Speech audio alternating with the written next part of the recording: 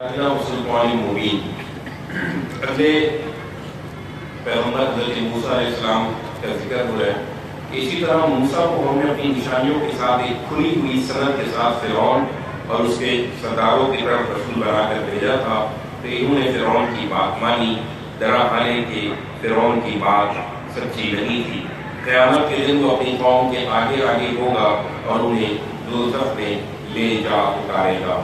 کیا ہی برا گھاٹ ہے جس پر وہ اتریں گے، ان کے پیچھے دنیا میں بھی لعنت لگا دی گئی اور آخرت میں بھی کیا ہی برا صلہ ہے جو انہیں دیا گیا۔ اس میں یہ بات بہت واضح طور پر ہے کہ دین کے معاملے میں اپنے بڑوں اور اپنے سرداروں کی پیروی نہیں کرنی چاہیے انسان کو، ورنہ اگر ان کی پیروی کرے گا تو وہ بھی اگر جہنم میں جائیں گے تو ان کے پیروکار بھی جہنم میں جائیں گے۔ یہ ان بستیوں کی سرگزشتیں ہیں جو ہم تمہیں سنا رہے ہیں، ان میں سے بعض کھڑی ہیں اور بعض کی فصل کٹ چکی ہے۔ ہم نے ان پر کوئی ظلم نہیں کیا بلکہ انہوں نے خود اپنے اوپر ظلم کیا تھا۔ پھر تیرے پروردگار کا حکم صادر ہوا تو ان کے وہ معبود ان کے کچھ کام نہ آئے جنہیں خدا کے سوا پکارتے تھے۔ ان کی بربادی کے سوا انہوں نے ان لوگوں کے حق میں کسی چیز کا اضافہ نہیں کیا۔ تیرا پروردگار جب بستیوں کو ان کے جرم پر پکڑتا ہے تو اس کی پکڑ ایسی ہی ہوتی ہے۔ حقیقت یہ ہے کہ اس کی پکڑ بڑی دردناک اور سخت ہے۔ اس میں یقیناً ان لوگوں کے لیے بڑی نشانی ہے جو آخرت کے عذاب سے ڈریں۔ وہ ایک ایسا دن ہے جس کے لیے سب لوگ اکٹھے کیے جائیں گے اور وہ حاضری کا دن ہوگا۔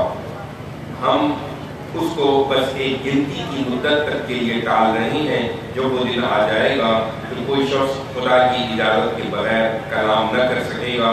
ان لوگوں میں سے کچھ بدبخت ہوں گے اور کچھ نیک بخت۔ سو جو بدبخت ہوں گے وہ دوزخ میں جائیں گے، انہیں وہاں چیخنا اور چلانا ہے، وہ اسی میں پڑے رہیں گے جب تک اس عالم کے زمین و آسمان قائم ہے، الا یہ کہ تیرا پروردگار کچھ اور چاہے۔ اس میں شک نہیں کہ تیرا پروردگار جو چاہے کر گزرنے والا ہے۔ رہے وہ جو نیک بخت ہیں تو وہ جنت میں ہوں گے، وہ اسی میں رہیں گے جب تک اس عالم کے زمین و آسمان قائم ہیں، الا یہ کہ تیرا پروردگار اور چاہے۔ ایسا عطا کے طور پر جو کبھی منقطع نہ ہوگی، سو اے پیغمبر تم ان چیزوں کے معاملے میں کسی تردد میں نہ پڑو جنہیں یہ پوچھتے ہیں۔ یہ اسی طرح پوچھ رہے ہیں جس طرح ان سے پہلے ان کے باپ دادا پوچھتے رہے۔ ہمارا فیصلہ ہے کہ ان کا حصہ ہم بغیر کسی کمی کے انہیں پورا پورا ادا کر دیں گے۔ ہم نے موسیٰ کو کتاب دی تھی، اس کے بارے میں بھی اس طرح اختلاف کیا گیا۔ تیرے پروردگار کی طرف سے اگر ایک بات پہلے طے نہ کر دی گئی ہوتی تو ان کے درمیان اس اختلاف کا فیصلہ ہو جاتا۔ حقیقت یہ ہے کہ جو کچھ تم پیش کر رہے ہو اس کی طرف سے یہ لوگ ایسے شک میں پڑے ہوئے ہیں جو الجھا دینے والا ہے۔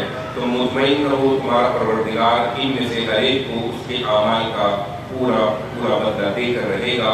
یہ جو کچھ کر رہے ہیں وہ اس سے یقیناً باخبر ہیں۔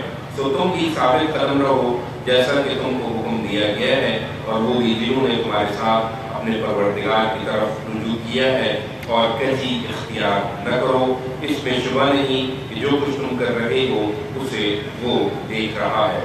ان کی تنقید و تنقید کے باوجود ان ظالموں کی طرف ذرا بھی نہ جھکنا، ورنہ تمہیں بھی آگ پکڑ لے گی اور خدا کے سوا تمہارا کوئی حامی نہ ہوگا۔ پھر کہیں سے بھی تم مدد نہیں پاؤ گے۔ اور دیکھو اس راہ میں ثابت قدمی کے لیے دن کے دونوں حصوں میں نماز کا اہتمام کرو اور رات کے اوائل میں بھی۔ حقیقت یہ ہے کہ نیکیاں برائیوں کو دور کر دیتی ہیں۔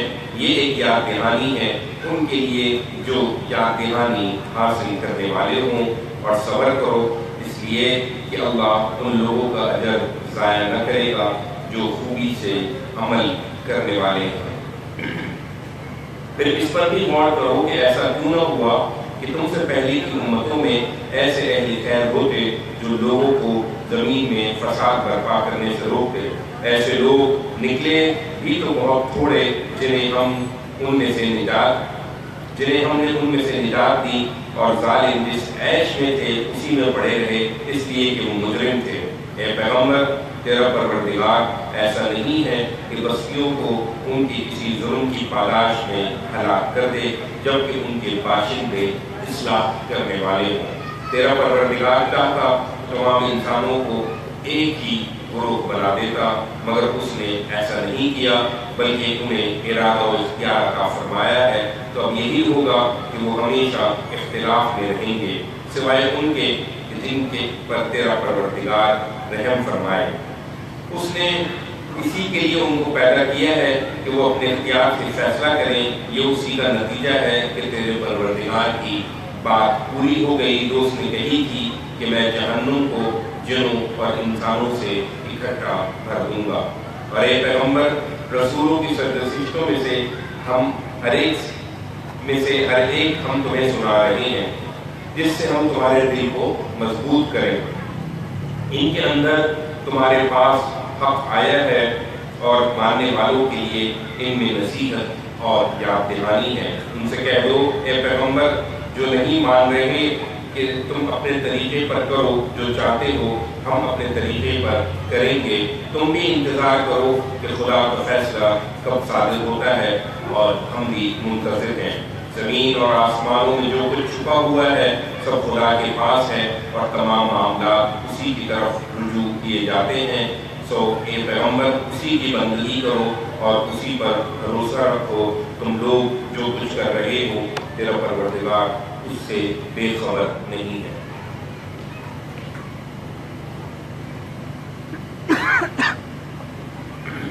یہاں سے جو ہے وہ سورہ یوسف شروع ہو رہی ہے، اس کے بعد سورہ رعد ہے، دونوں کی ابتدا جو ہے وہ الف لام را سے ہے۔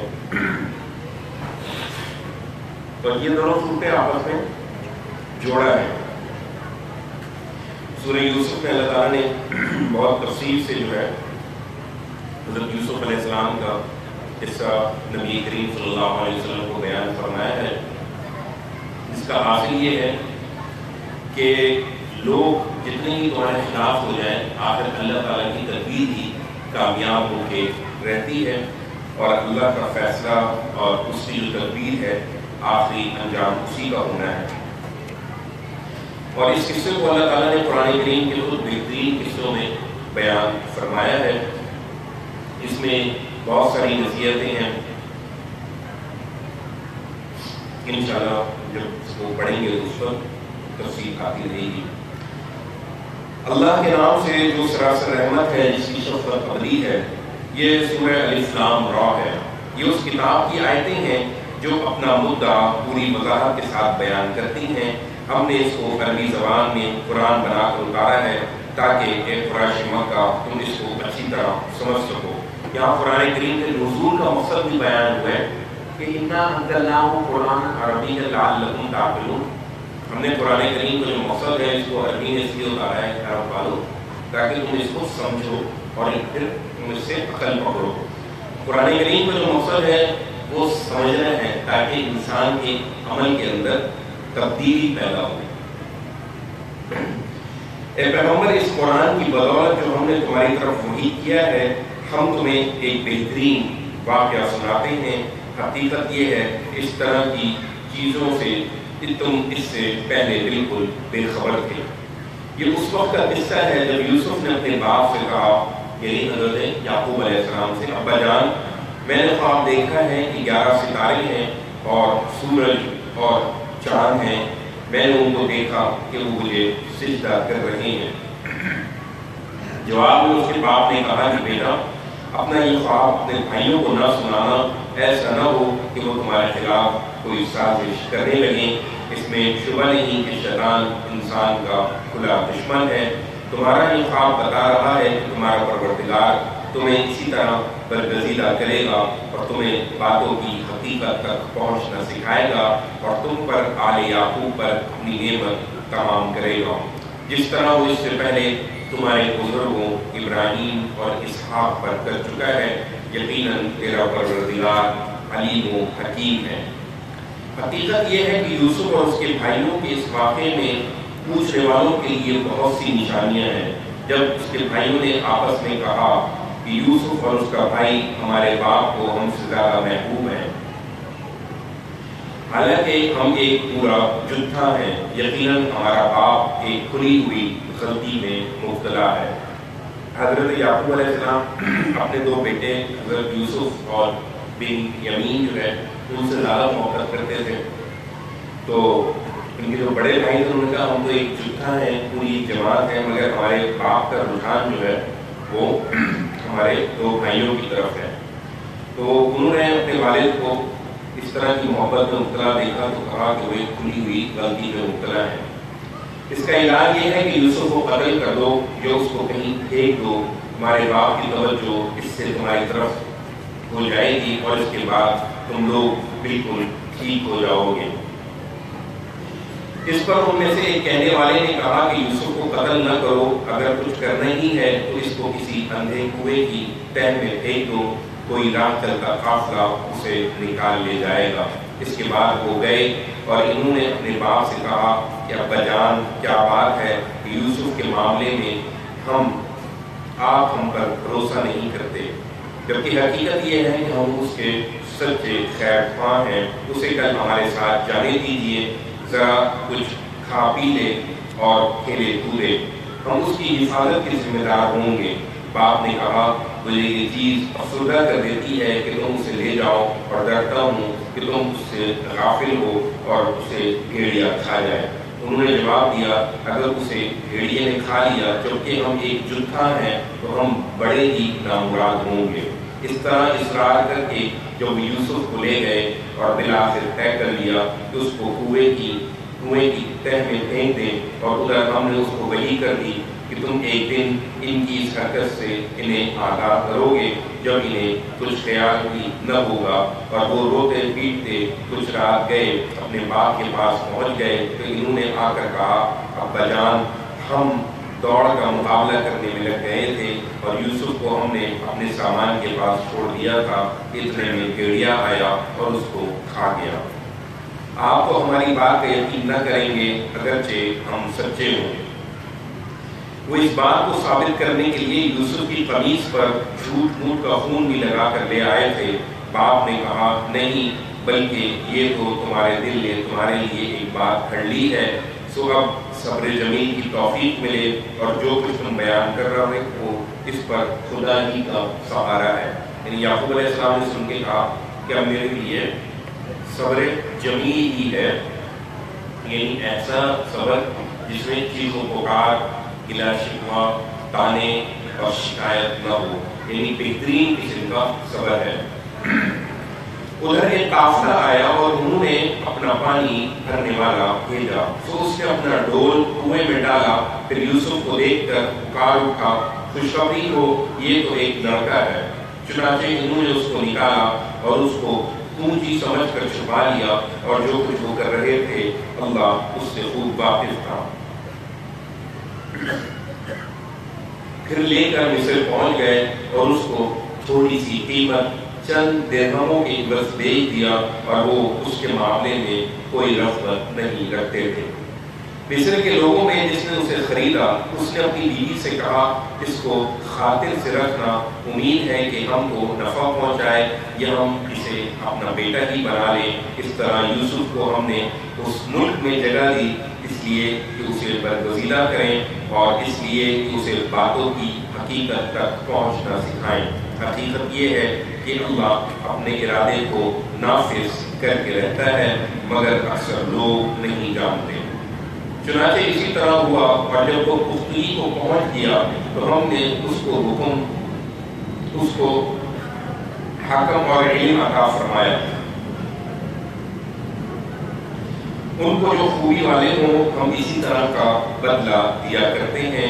اور یوسف جس عورت کے گھر میں تھا وہ اس پر ڈوڑے ڈالنے لگی، اس نے ایک دن دروازے بند کر لیے اور بولی آ جاؤ۔ یوسف نے کہا کہ خدا کی پناہ وہ میرا آقا ہے، اس نے مجھے خاطر سے رکھا ہے، میں یہ کروں تو جانتا ہوں کہ ایسے ظالم کبھی فلاں نہیں پایا کرتے۔ یعنی انہوں نے فوراً اس احسان کو یاد کیا کہ جس نے مجھے اپنے گھر میں رکھا اور اپنے بیٹوں کی طرح رکھا، میں اسی کی بیوی کے ساتھ یہ حرکت کروں، یہ تو بڑی احسان فراموشی ہوگی۔ حقیقت یہ ہے کہ اس عورت نے تو یوسف کا ارادہ کر ہی لیا تھا، وہ بھی اگر اپنے پروردگار کی برہان نہ دیکھ لیتا تو اس کا ارادہ کر لیتا۔ یہ ایک بشری جو انسان کے اندر تقاضے ہوتے ہیں اس کی طرف اللہ تعالیٰ نے توجہ دلائی کہ یوسف علیہ السلام کبھی ارادہ بن جاتا اگر وہ اپنے اندر کی برہان کو نہ دیکھتے تھے۔ یعنی اللہ تعالیٰ نے ہر انسان کے اندر ایک سسٹم بنایا ہے کہ جو برائی کو برائی سمجھتا ہے اور جب برائی کی طرف جانے لگتا ہے تو اس کی دل کی دھڑکن جو ہے وہ تیز ہو جاتی ہے۔ تو اللہ کے رسول صلی اللہ علیہ وسلم نے ارشاد فرمایا کہ برائی وہ ہے کہ جس پر دل کھٹکے، اور نیکی وہ ہے کہ جس پر تمہارا دل خوش ہو اور مطمئن رہے۔ تو اللہ تعالیٰ نے فرمایا کہ وہ بھی اگر اپنے پروردگار کی برہان نہ دیکھ لیتا تو اس کا ارادہ کر لیتا۔ اسی طرح ہوا تاکہ ہم اس سے برائی اور بے حیائی کو دور رکھیں، اس لیے کہ وہ ہمارے برگزیدہ بندوں میں سے تھا۔ وہ دونوں آگے پیچھے دروازے کی طرف بھاگے اور یوسف کو روکنے کی کوشش کی۔ عورت نے اس کا کرتا پیچھے سے کھینچ کر پھاڑ دیا۔ دروازے پر دونوں نے اس کے شوہر کو موجود پایا۔ حضرت یوسف علیہ السلام کو معلوم تھا کہ دروازے بند ہیں، مگر پھر بھی انہوں نے اسباب کے درجے میں کوشش کی اس سے جان چھڑانے کی اور وہاں سے بھاگنے کی۔ وہ دونوں آگے پیچھے دروازے کی طرف بھاگے اور یوسف کو روکنے کی کوشش میں عورت نے اس کا کرتا پیچھے سے کھینچ کر پھاڑ دیا۔ دروازے پر دونوں نے اس کے شوہر کو موجود پایا۔ اسے دیکھتے ہی بیوی نے کہا، جو تیری بیوی کے ساتھ برائی کا ارادہ کرے اس کے سوا کیا ہو سکتی ہے کہ قید کیا جائے یا اسے کوئی اور دردناک سزا دی جائے۔ یعنی الٹا چور کوتوال کو ڈانٹے کہ خودی عورت جو تھی، جو عزیز مصر کی جو بیوی تھی، وہی حضرت یوسف پر حملہ آور ہوئی تھی، اور جب موقع واقعات پر دھر لی گئی تو اس نے الزام یوسف علیہ السلام پر رکھ دیا کہ اس کی کیا سزا ہو سکتی ہے کہ جو تیری بیوی پر ہاتھ ڈالے۔ یہی ہو سکتا ہے کہ اس کو قید کیا جائے یا اسے کوئی دردناک سزا دی جائے۔ یوسف نے کہا، اسی نے مجھے پھانسنے کی کوشش کی تھی۔ معاملہ آگے بڑھا تو عورت کے اپنے خاندان کے لوگوں میں سے ایک شخص نے قرینے کی شہادت پیش کی کہ اگر یوسف کا کرتا آگے سے پھٹا ہو تو عورت سچی ہے اور وہ جھوٹا ہے، اور اگر اس کا کرتا پیچھے سے پھٹا ہو تو عورت جھوٹی ہے اور وہ سچا ہے۔ پھر جب شوہر نے دیکھا کہ یوسف کا کرتا پیچھے سے پھٹا ہے تو بول اٹھا کہ یہ تم عورتوں کے فریب ہیں، اس میں شبہ نہیں کہ تمہارے فریب بڑے غضب کے ہوتے ہیں۔ یوسف اس بات کو جانے دو اور ایک عورت تو اپنے گناہ کی معافی مانگ، اصل میں تو ہی خطا کار ہے۔ شہر کی عورتیں آپس میں چرچا کرنے لگیں کہ عزیز کی بیوی اپنے غلام پر ڈورے ڈال رہی ہے، وہ اس کی محبت میں فریفتہ ہو گئی ہے۔ ہمارے نزدیک تو وہ کھلی حماقت میں مبتلا ہے، شاید نہیں جانتی کہ اس طرح کے لوگ فریب سے رام کیے جاتے ہیں۔ سو ان کے اس فریب کا حال جب اس عورت نے سنا تو اس نے انہیں بلا بھیجا اور ان کے لیے ایک مجلس آراستہ کی اور ان میں سے ہر ایک کو ایک ایک چھری دی اور یوسف سے کہا کہ ان کے سامنے آ جاؤ۔ پھر جب عورتوں نے اس کو دیکھا تو اس کی عظمت سے مبہوت ہو گئی اور اپنی بات اس سے منوانے کے لیے اپنے ہاتھ جگہ جگہ سے زخمی کر لیے، لیکن ناکام رہی اور بالآخر پکار اٹھی کہ حاشا للہ، یعنی خدا کی قسم یہ آدمی نہیں ہے، یہ تو کوئی بزرگ فرشتہ ہے۔ اس نے کہا، یہی ہے جس کے بارے میں تم مجھے ملامت کر رہی تھی، بے شک میں نے اسے رجھانے کی کوشش کی تھی مگر یہ بچ نکلا۔ تاہم میں جو کرنے کے لیے اسے کہہ رہی ہوں اس نے اگر نہیں کیا تو ضرور قید کیا جائے گا اور ذلیل ہوگا۔ اس پر یوسف نے دعا کی کہ پروردگار، قید خانہ مجھے اس چیز سے زیادہ پسند ہے جس کی یہ مجھے دعوت دے رہی ہے۔ ان کے فریب کو اگر تو نے مجھ سے دفع نہ کیا تو میں ان کی طرف مائل ہو جاؤں گا اور ان لوگوں میں شامل ہو رہوں گا جو جذبات سے مغلوب ہو جاتے ہیں۔ تو اس کے پروردگار نے اس کی یہ دعا قبول کر لی اور ان کا فریب اس سے دفع کر دیا، بے شک وہ سننے والا جاننے والا ہے۔ پھر اس کی بے گناہی کی یہ نشانیاں دیکھ لینے کے بعد بھی انہوں نے مصلحت یہی سمجھی کہ یوسف کو کچھ مدت کے لیے قید کر دیں۔ اس کے ساتھ 2 اور نوجوان بھی قید خانے میں داخل ہوئے۔ ان میں سے ایک نے ایک دن اس سے کہا کہ میں خواب میں دیکھتا ہوں کہ شراب نچوڑ رہا ہوں۔ دوسرے نے کہا کہ میں دیکھتا ہوں کہ اپنے سر پر روٹی اٹھائے ہوئے ہوں جس میں سے چڑیاں کھا رہی ہیں، ہمیں اس کی تعبیر بتائیے، ہم دیکھتے ہیں کہ آپ ان لوگوں میں سے ہیں جو خوبی اختیار کرتے ہیں۔ یوسف نے کہا یہاں جو کھانا تمہیں ملتا ہے وہ آئے گا نہیں کہ اس کے آنے سے پہلے میں تمہیں اس کی تعبیر بتا دوں گا۔ یہ اس علم میں سے ہے جو میرے رب نے مجھے سکھایا ہے۔ میں نے ان لوگوں کے مذہب کو چھوڑ دیا ہے جو اللہ پر ایمان نہیں رکھتے اور وہی آخرت کے منکر ہیں، اور اپنے بزرگوں ابراہیم، اسحاق اور یعقوب کا طریقہ اختیار کر لیا ہے۔ ہم کو حق نہیں کہ ہم کسی چیز کو اللہ کا شریک ٹھہرائیں۔ یہ ہم پر اور تمام انسانوں پر اللہ کا فضل ہے کہ اس نے یہ حقیقت اپنے پیغمبروں کے ذریعے سے واضح کر دی ہے، لیکن اکثر لوگ شکر گزار نہیں ہوتے۔ حضرت یوسف علیہ السلام نے تعبیر بتانے سے پہلے اپنی دعوت ان کے سامنے رکھ دی اور کہا کہ اللہ کی عبادت کرنا یہ اصل میں انسان کے اندر کی فطرت کی آواز ہے، لیکن اکثر لوگ اپنی اس نعمت پر شکر ادا نہیں کرتے۔ میرے جیل کے ساتھیوں، کیا الگ الگ بہت سے خدا بہتر ہیں یا وہ ایک اللہ جو سب پر غالب ہے؟ تم اس کے سوا چند ناموں ہی کی بندگی کر رہے ہو جو تم نے اور تمہارے باپ دادا نے رکھ لیے ہیں۔ اللہ نے ان کی کوئی سند نہیں اتاری۔ حقیقت یہ ہے کہ اقتدار صرف اللہ کا ہے، اس نے حکم دیا ہے خود اس کے سوا کسی کی بندگی نہ کرو۔ یہی دین قیم ہے، مگر بہت سے لوگ اس حقیقت کو نہیں جانتے۔ میرے زندان کے ساتھیوں، تمہارے خواب کی تعبیر یہ ہے کہ تم میں سے ایک تو اپنے منصب پر بحال ہو جائے گا اور اپنے آقا کو شراب پلائے گا، رہا دوسرا تو اسے سولی دی جائے گی، پھر پرندے اس کا سر نوچ نوچ کر کھائیں گے۔ اس بات کا فیصلہ ہوا جس کے بارے میں تم دونوں پوچھ رہے تھے۔ ان میں سے جس کے بارے میں یوسف نے خیال کیا کہ وہ رہا ہو جائے گا، اس نے اس سے کہا کہ اپنے آقا سے میرا ذکر کرنا، مگر شیطان نے اس کو اپنے آقا سے یہ ذکر کرنا بھلا دیا۔ سو یوسف کئی سال تک اسی طرح قید خانے میں پڑے رہے۔